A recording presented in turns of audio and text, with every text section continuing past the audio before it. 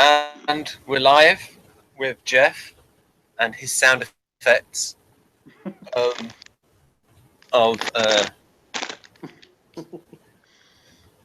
it's Hi, I'm just Jeff, technical the thing. Spaz. Just one thing is where the mic is. If you put the bag like maybe to one other side of the mic, then it will be less loud. How about now? Yeah, that's fine. That's fine. Well. Yeah. So yeah, we were doing marks out of 10.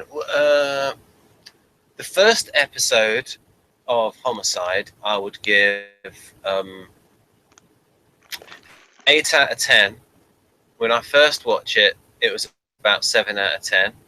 When I watched like the first half again, and there was like lots of little bits that pick up, I'd give that about 8 out of 10. The second episode, which was the one about I give that a lower number, maybe about 6 out of 10.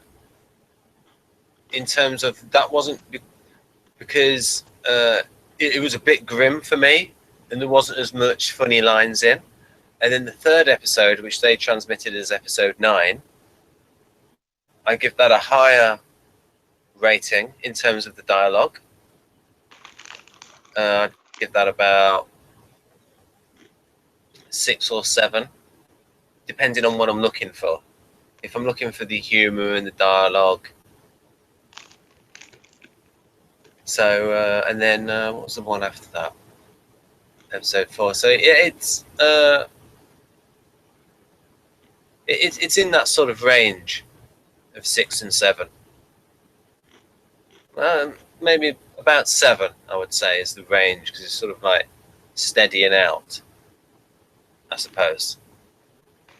And I'm still getting used to, and generally I like the acting. So there we go. Now we are on. I would give Gone for Good a 10, and Ghost of a Chance a 9. And Which is Gone for Good? Is that the first one? yeah, Yeah, that was a good one. Very good. Night of the Dead Living a 9, and Son of a Gun a 9.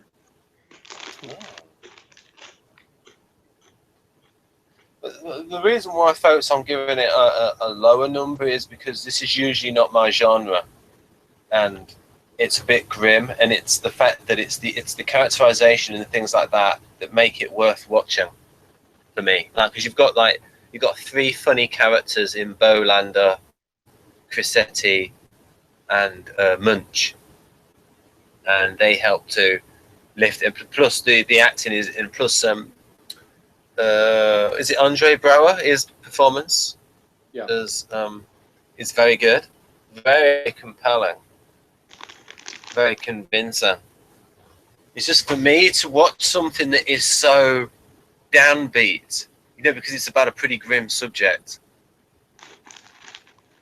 That there needs to be something to lighten it, and it does lighten it, but without ruining the tone.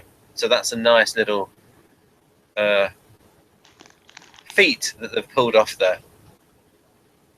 See, the only reason I'd give Ghost of a Chance a 9 instead of a 10 is because the thing about Felton using the tarot cards. That's the one thing that makes it a 9. And then Night of the Dead Living. It was so realistic that I was hot watching it. Yes. I don't like being hot, so that knocks it down to a 9. Yeah. And then in Son of a Gun, I don't like hospitals and doctors. So I bet G doesn't have to tell you to take your tie off. No, I would have been like Felton in that sense. He would have been having to tell me to put on my tie. Yeah. On a regular basis. Anyhow, Blake 7 review. Oh yeah. Yes. It's Can you tell I'd Late rather Summer- talk about homicide? yes, just a bit. But it's balanced out by me to about Blade 7. So yeah, this one, Time Squad. So first of all, let's start with the bit that we sort of build up. Did Jenna look good in this story? Yeah. And not just from the front. Exactly. We got some nice I'm trying to think of the polite way to put this. Some nice view from the back in this episode. A rear view. Yeah. And from memory, it was sort of like pink denim type stuff. Yeah, it's kind of pinkish purple. Yeah. Yeah. Yeah, she definitely wins for best outfit so far, though. I have to say that Avon's tunic, or whatever you want to call it, looks pretty good too. Was he waving a silver thing in this one? Because I just like heard Jeff watching it. I'm just going off memory. Kind of brown, but it has sort of a sleek look to it, though. Right. So, what do you think of the? Yeah, go on. This one was scarier than the last couple episodes, or last episode. I forget how many I've seen now. I guess this is the fourth one. Yep. Yeah, the first episode had some scarier stuff, and the last two really haven't that much. And then this one kind of brought it back. There was more suspense and, like, more like watch your back because somebody could be behind you kind of things. I found myself being like, man, I don't think I would want to be alone on that ship myself. Even with Jenna. Well, if I was with Jenna, I wouldn't be alone. Oh, yeah, fair enough. But I wouldn't, take the order to go do something else by myself. I'd be like, no, I'm coming with you. That's when all the bad stuff happens, is when you split up. Everybody knows that. If you stick together, less chance of you being ambushed. Right. So, just a different pad. So, how many would you give it out of 10? I guess about 5. Okay, that's higher than the last one, because the last one you gave 3, I think. Yeah. Yeah, because I was thinking about that. I would like all of the elements, the suspense and the kind of scariness, and who's going to jump out of where with weapons, and the different, like, perils that are facing the characters. They're all really well done and set up. All of that is good. The problem, as I said earlier, before we were recording, is that I just don't care about the characters yet. I say yet because there's a chance maybe I will later, but at this point, I'm just like, it's like I can get into their universe and be like, okay, here's where we are, and within the realm of what they're doing with everything, I'm like, yeah, this is well done. But it's just not that interesting to me. Like, I'm like, if I was cut off from the show and could never watch it again, I wouldn't be like, oh no, I can't see what happens. Because it just doesn't matter that much to me. So that's why I gave it a 5, because that's like, halfway between the bottom and the top. So it's sort of like, it's acknowledging that it's not bad. I'm not sitting there going, oh, this is stupid, or this is bad acting, or this is bad writing, or this was, bad casting. There's plenty of times that those things will come up in shows. So I'm trying to give it credit for the things that, they did well. but it's still the reason I can't give it a higher score is because it's like it's not really that compelling to me. Right. You know, it's like I can't figure out what Blake's doing for one thing. That's kind of the thing. It's like I don't know what he really cares about or what he's really trying to do. I can get the motives of some of the other characters, or at least a couple of them, but his motives are kind of hard to figure. I'm not even sure if he knows what his motives are. Well, you saw what he's been through in the first episode. Right. So he's kind of all over the place, which again makes it a little bit unrealistic that all these people would follow him almost blindly. Like Avon seems like the only one who really questions him ever. Everybody else is like, whatever you say, guy I just met. Well, I mean, I understand they're like, hey, well, he did a lot to get him out of there. There's a certain amount to be said for loyalty, but on the other hand, it's like, and he said the thing about opting out. I think I would probably be one of the people that was opting out. I'd be like, yeah, I'm going to go ahead and get off of this thing. Because I don't think you know what you're doing. What we can say, though, is that when the person does point out, like Avon, he points it out a lot, and he points it out intelligently where Blake is going wrong. It's just that Avon does it in such a way where he just comes across as an extreme INTJ. Well, even he is more trusting than I would be, though. I mean, he'll make little sarcastic comments, but he'll still be on board with like 95% of what Blake's going to do.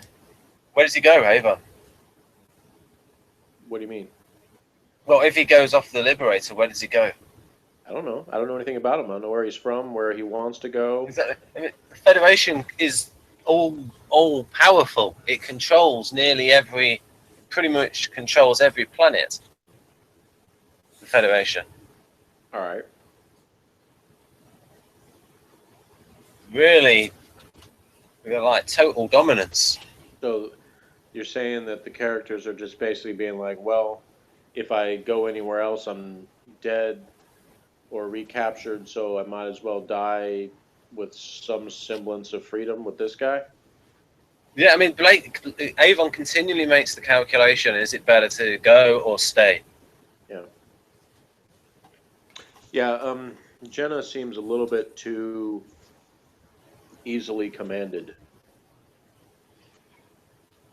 Like, they spent the first couple episodes sort of establishing her as a character that had more personal independence, and then it seemed like it was when it was convenient to the plot for her to suddenly start conforming to everything that Blake said, then she did that. So I would have liked to have seen a little bit more resistance from her, a little bit more mistrust of Blake, because she really doesn't have a great reason to trust everything that he says. Or at least she should be a little bit more skeptical, I'd put it that way. Not necessarily mistrusting, but, it just seemed like too much, of her responses were just like, I'm just going to default to whatever he tells me. So it seems like they're chummier than they really would be from knowing each other. But I don't know. Maybe they're trying to be like, okay, well, the trip in the ship, they said it took I guess they were already off the ship by then, but they said it took 8 months, or I don't know how many months or how much time into that they were supposed to have left. But I guess it was longer than, they show you on screen. So maybe they got to know each other better off screen than they showed. What do you think Jenna thinks of Blake?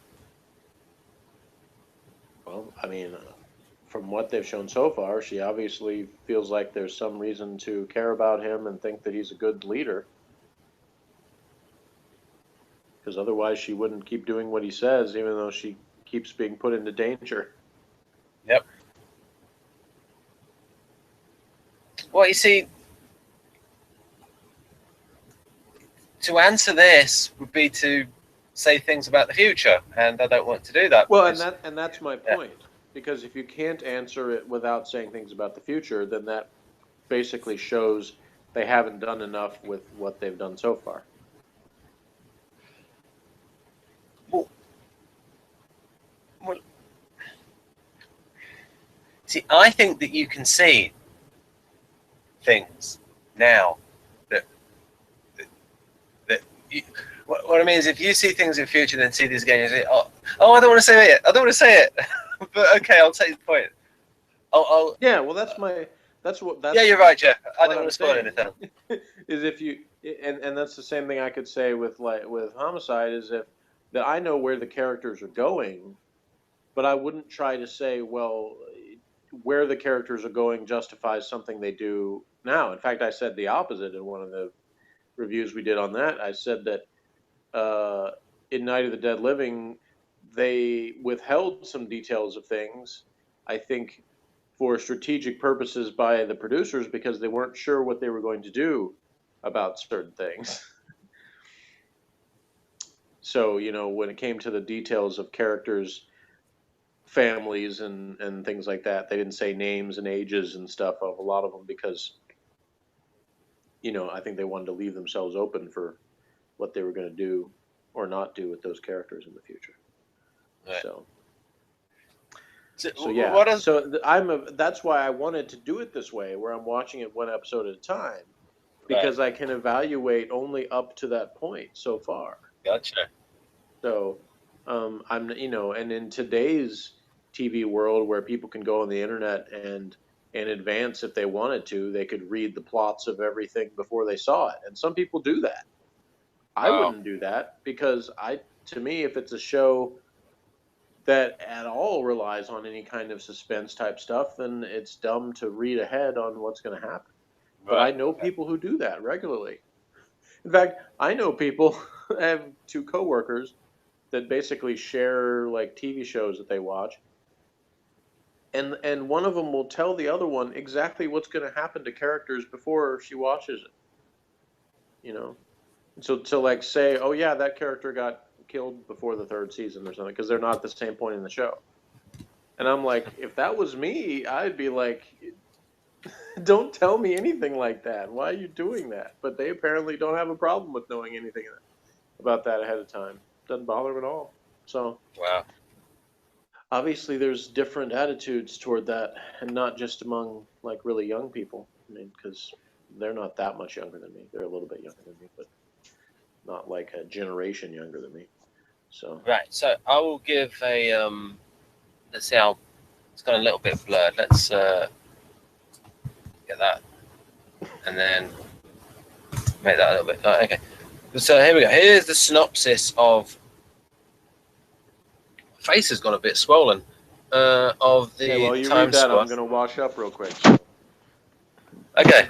Okay. If I don't immediately respond at the end of it, then talk just a little bit longer. Okay. Right. So, folks, this bit of white card here, then it should then autofocus. There we go. Not that there's much to autofocus on. Right. En route for the Federation-controlled planet Saurian Major.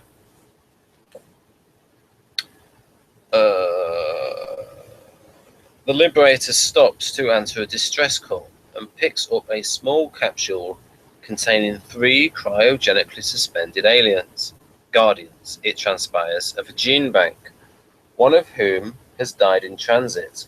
While the survivors are revived, Blake, Villa, and Avon teleport down to Saurian Major to meet the resistance forces there, only to discover that the resistance have all been killed bar one.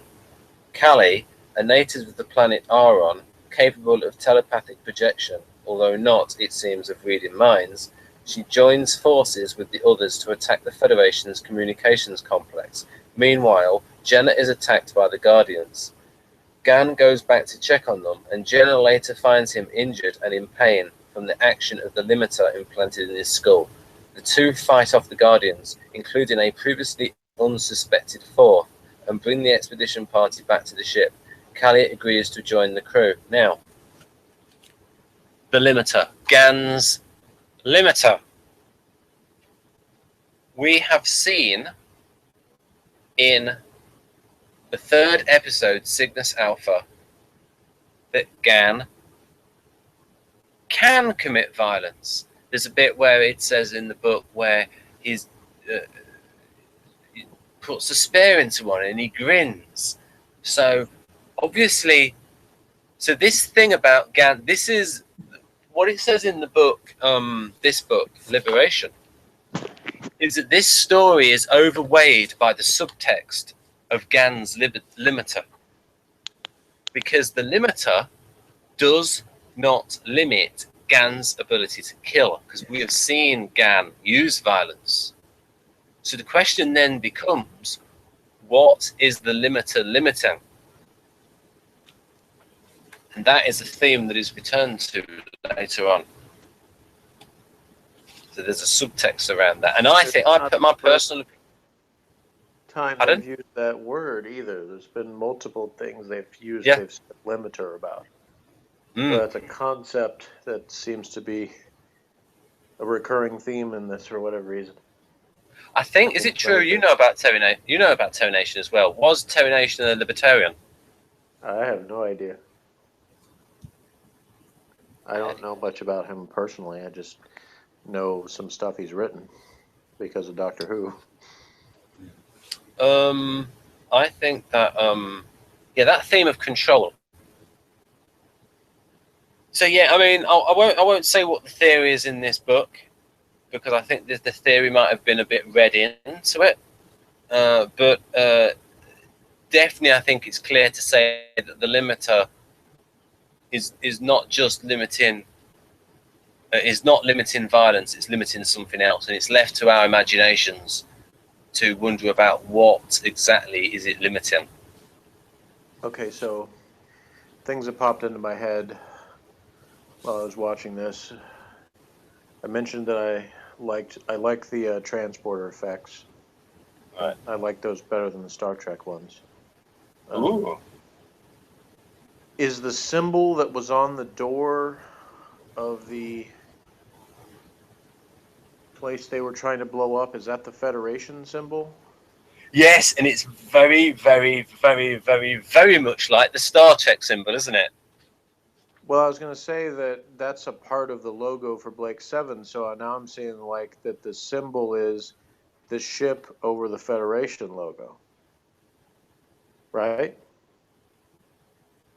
Because that's what it looks Yeah. like.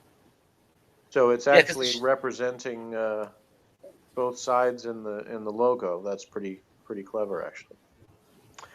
I never thought of it like that before. So you got this. Well, like you say, I'm a censor, so Right, I noticed so the right, visual. yeah. So yeah, because Because that so you was say my it represents. thought.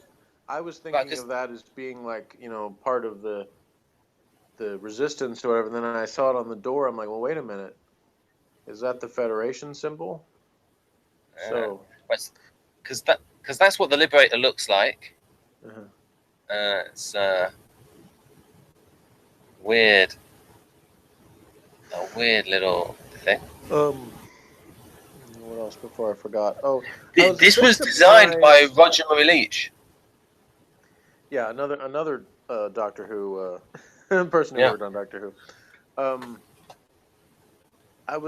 I guess I can't really say surprised, but I'm not sure why, other than just having a antagonist for this episode, why they would have the capsule with the aliens in it, and then none of them survive the episode.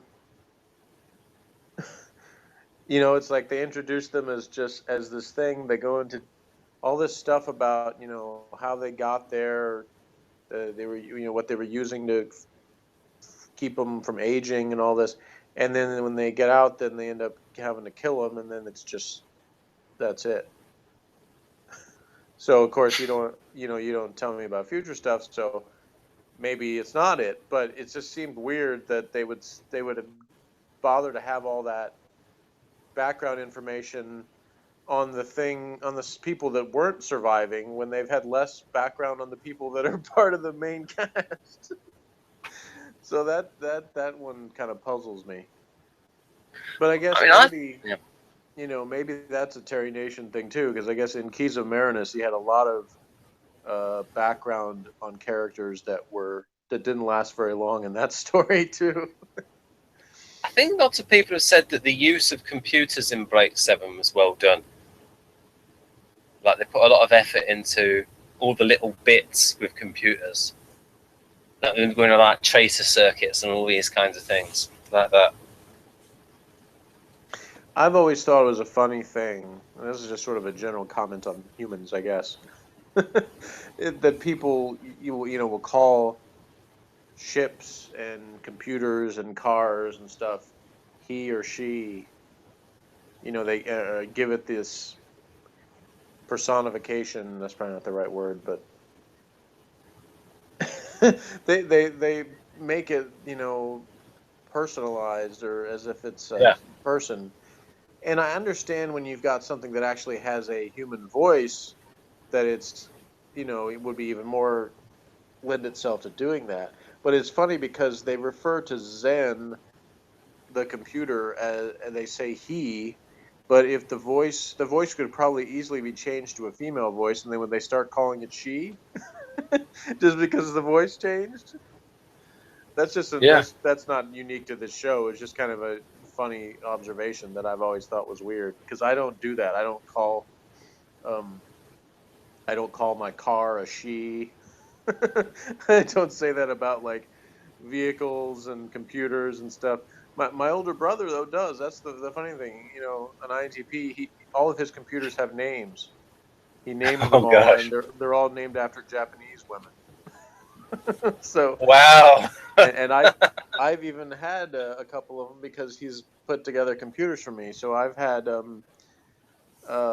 Ijima and can't remember what the other one was now. It's been too long. But when he took stuff that was on the previous computers and put it on like hard drives and stuff and save them, he created folders that was like stuff saved from Ijima or whatever. So I have those names on there still,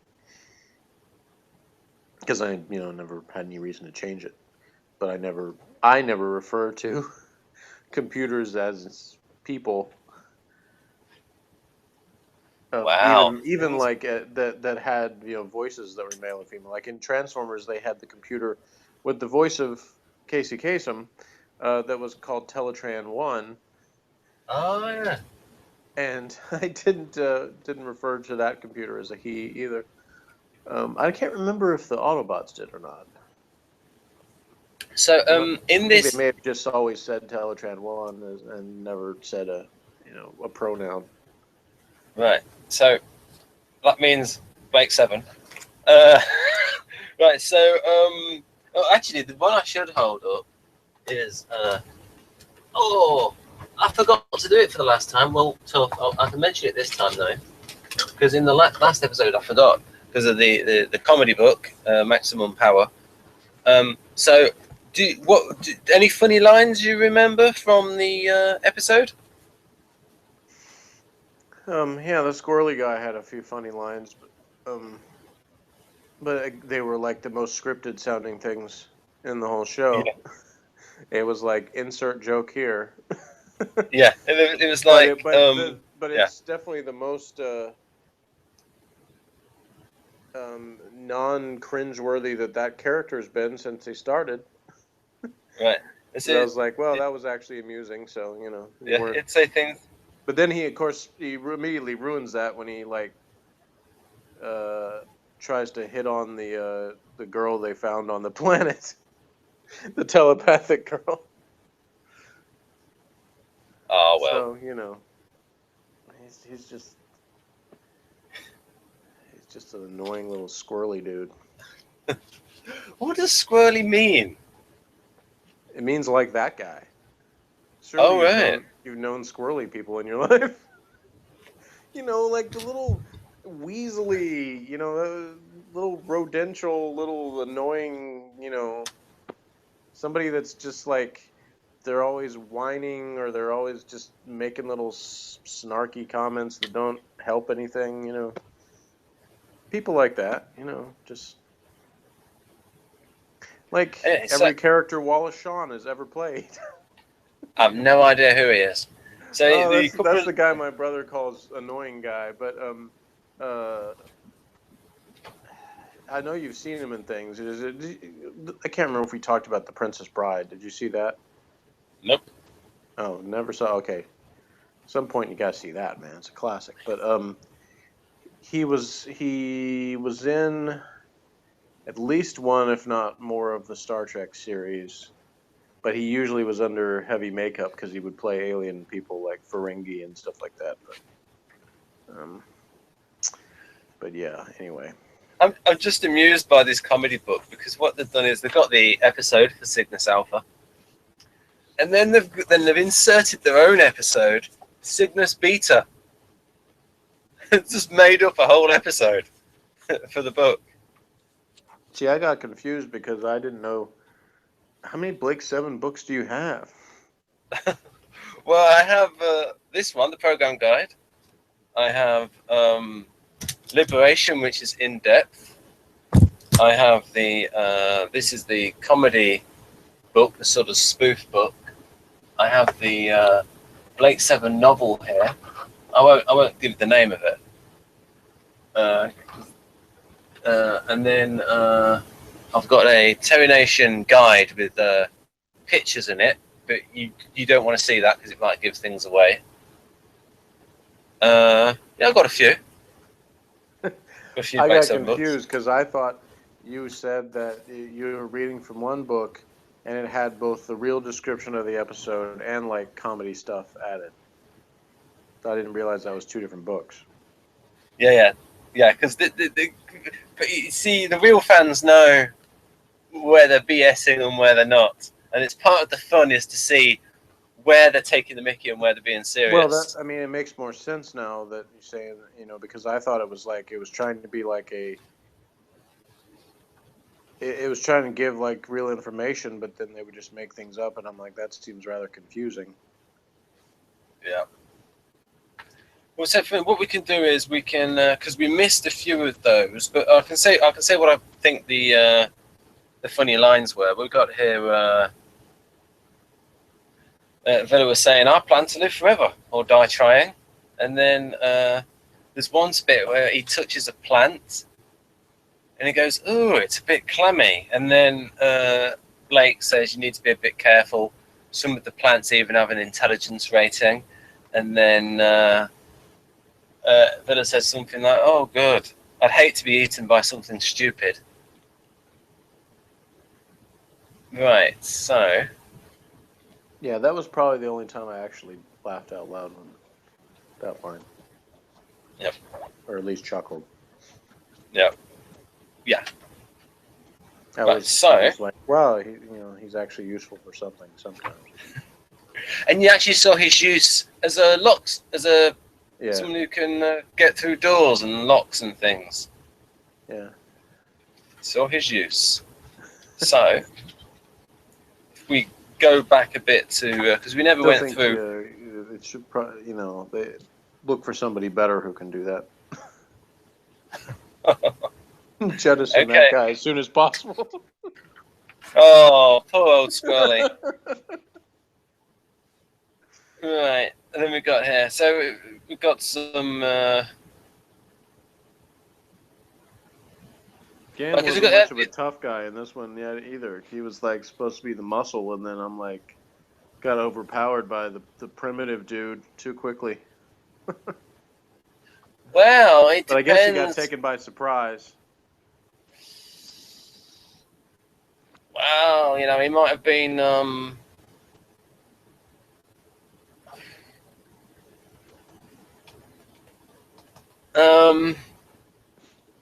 At least, though, I have to give him credit because I said in the last episode review that they didn't explain, why any of them, what they were really trying to do, why they had to stay with Blake or whatever. And then this episode, they actually did have Gan give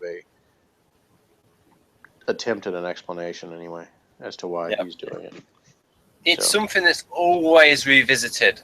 It's a theme of them, should people go, should people stay? Mm-hmm. Right, that's a continual theme. They haven't really explored that yet with Jenna. I don't know why I always go blank on her name, but maybe she doesn't look like a Jenna. Like I want to call her something else, but I can't think of what to call it. But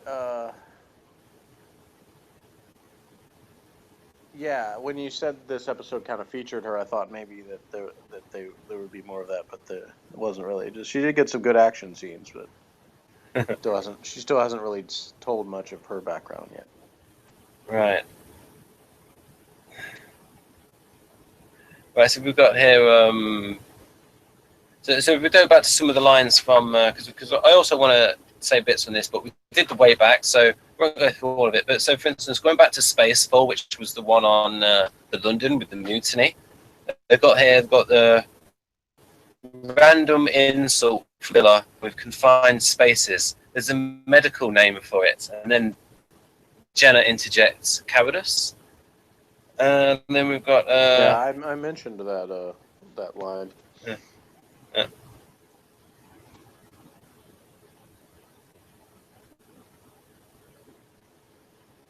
Right, and like I said here, it's got the prisoners couldn't conspire more conspicuously if they tried. Because you were talking about that, about how it's so obvious on camera that they were conspiring, and that they could have really had a microphone.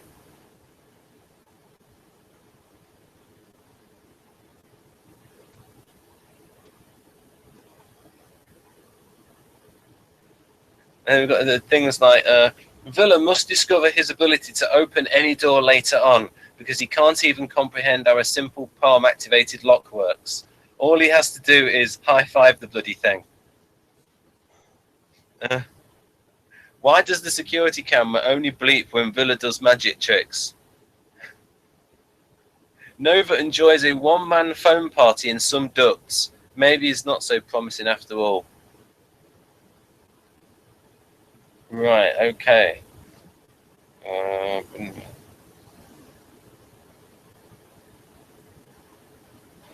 We know what they put here in the book. Why was Raper, and then they put a line through it, Raker, wearing his seatbelt on the bridge? No one else is. They're just wandering around the place.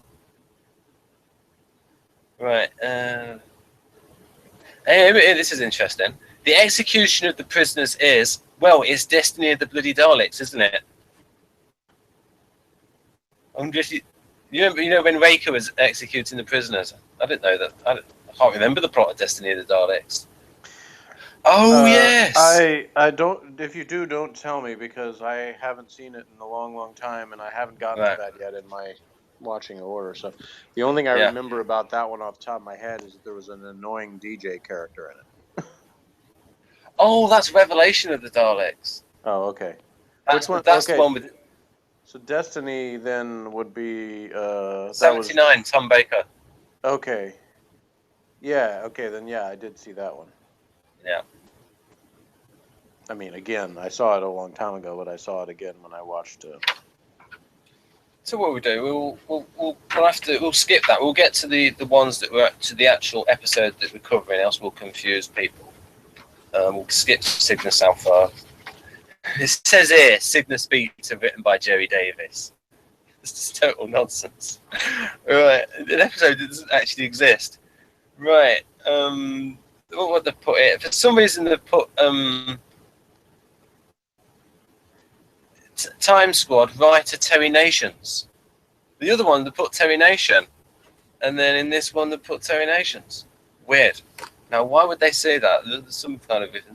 Right. Oh, yes. Opening shot. Well, you said they're just trying to be goofy or whatever. Yeah. That's it. Just goofy. Opening shot. Paper Liberator. Paper Stars. Yada, yada, yada. You just described the story. Blake, they built a vast transceiver complex there. All Federation signals and navigation controls are beamed into Saurian Major, boosted and redirected. It's a vital nerve center in the Federation space control system. Destroy that and you blind, deafen and silence them. That's what we're going to do. Random insults. Villa to Avon. Listen, fingers. Computers are yours, doors are mine.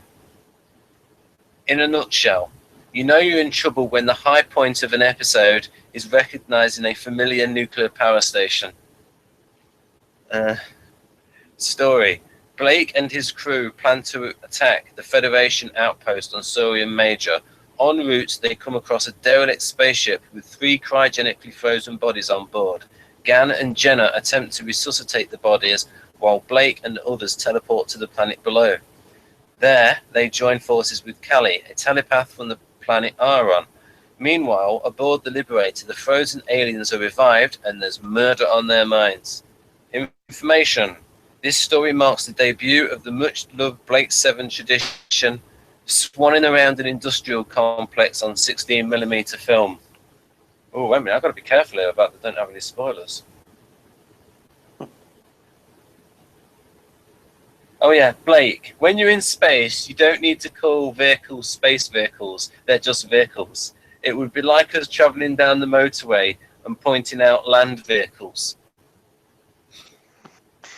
Yeah, and that's something I pointed out actually when I reviewed certain Doctor Who episodes that had things like that. Lines where you're like, why did they say that? Well, one of them was in the chase. The Daleks kept saying, and they were talking amongst themselves, not talking to people. Yeah. They kept referring to how many Earth minutes or how much in Earth time. I'm like, why would they be talking to each other in Earth time? Yeah. That doesn't make any sense. They would say like 10 Blarsecs or whatever their or Rels. measurement was.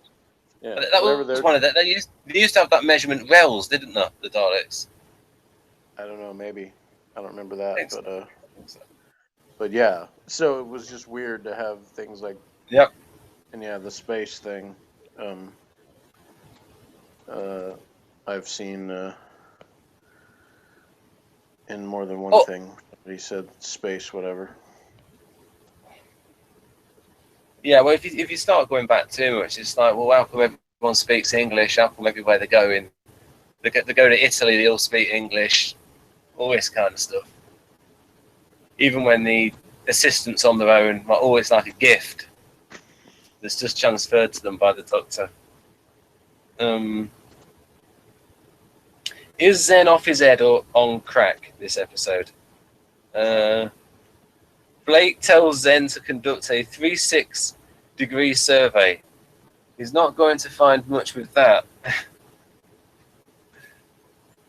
Yeah, should have said 360. Blake's hands in pockets acting is unfortunate, since it just looks like he's playing with himself under his tunic. Which he probably is if his Federation charge sheet is anything to go by. Yeah. Unlike every other industrial complex we'll see as the days drag by, this one is nestled in a sea of candy floss. Yum. I think they call that cotton candy in America. The reason there are no artificial satellites to be seen is because Blake hasn't turned the screen on. The accepted stance for freedom fighters is hands on hips, legs akimbo. Wow, there are nearly 10 teleport bracelets missing already. Avon uses an entirely different set of controls for the teleport from last week. Did you notice that, Jeff? Your sensor. Notice what? Entirely different set of controls for the teleport from the previous week. I did notice it seemed like it was in a different place. But I didn't know if maybe they just have different controls in different rooms. Those plants on the surface of Saurian Major are called trumpet flowers. I don't even know if that's true. The capsule prop turns up a few times throughout the series. Oh, I shouldn't have read that out. Avon is stroking an invisible cat when he should be flying the ship. Zen is being a shirty little cow and sulking. Isn't it rather hasty of Avon to activate the defrost on the 2 aliens? That's true. In these earlier stories, Avon's indifference... Wait a minute. Right, okay, there's little bits in here that sort of like hint at things that go on later on. So I won't read them out.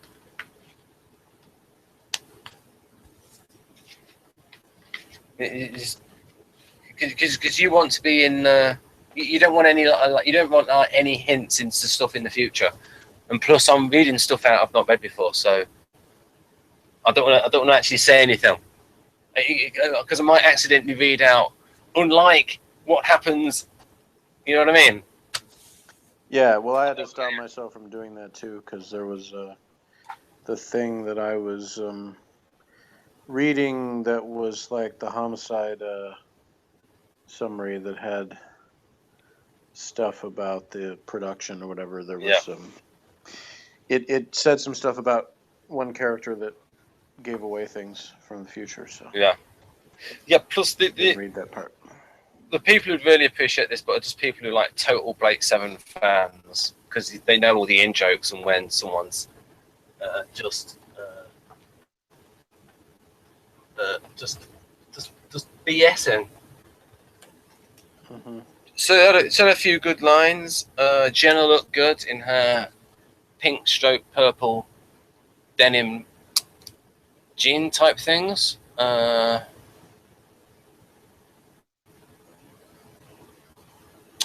Yeah, and there's that question to what does Gan's limiter limit? Because I don't think that Terry Nation would have been, you know, I mean, he's not. Terry Nation is too smart a writer to come up with a character, say that their limiter limits violence, and then have that character commit violence all over the place. He wouldn't be like that, would he? Well, Jeff? I thought he He's said too something good a writer. He said something like he couldn't kill, but I don't think he said he couldn't commit any kind of violence. Well, what and up about to in the that previous? point, Yeah. I think he had threatened to kill, but he hadn't actually killed on screen. Or if he did, I don't remember.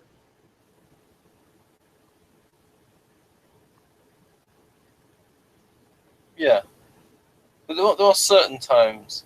Anyway, again, talking about future episodes. So I don't. Anyhow, right. I think that's pretty much it. Is there anything else you'd like to add, Jeff? No. Okay. Then it's good night. I'm awesome. Okay, that's taken as read. And it's good night from me. Bye. Join us next time for whatever the next episode is. I don't know. Yes, but the next one will be Homicide, and then it will be of Blake 7. It will be probably something called The Web. Okay. All right, so we'll get trapped in the web next time. Yeah.